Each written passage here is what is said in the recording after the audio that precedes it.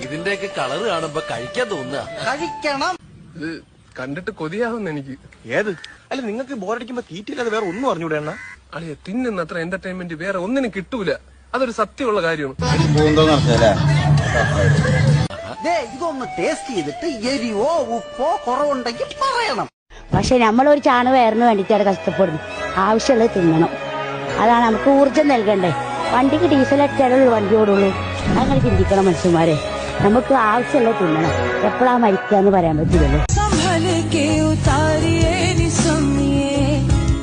संभल के उतारिए